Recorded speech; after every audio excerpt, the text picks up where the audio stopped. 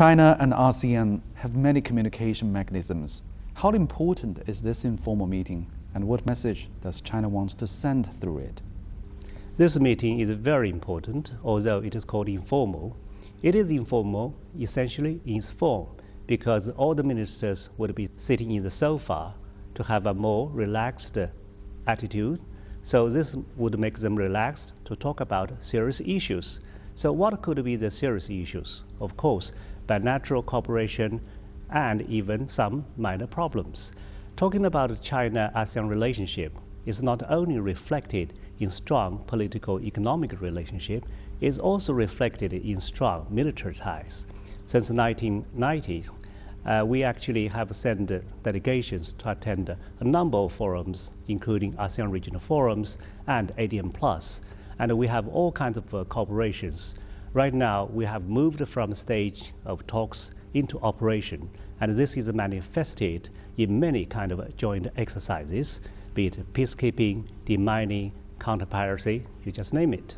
The South China Sea dispute has been one of the toughest issues facing China's relations with ASEAN.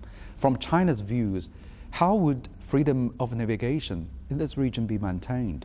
South China Sea dispute is not an issue between China and ASEAN.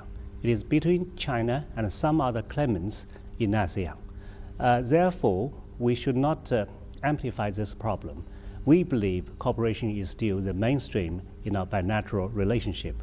As far as this issue is concerned, the two parties actually have concluded to resolve this issue among all the sovereign states directly concerned through friendly negotiation. So right now, our diplomats and their diplomats are talking about COC, and they are looking forward to so-called early harvest.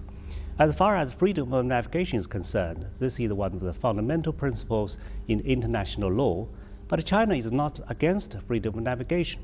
China is all for freedom of navigation because China is a major maritime trading nation. Therefore, we are fully in support of freedom of navigation.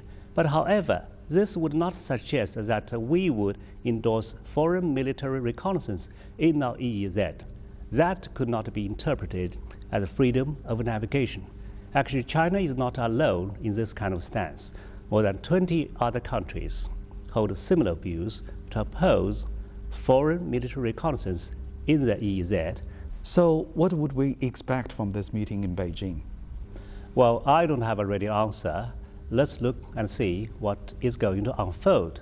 But I'm sure because of the importance of this meeting, the Chinese host would definitely bring in something into the basket.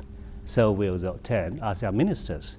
Both sides will make efforts to make sure that this meeting is a resounding success.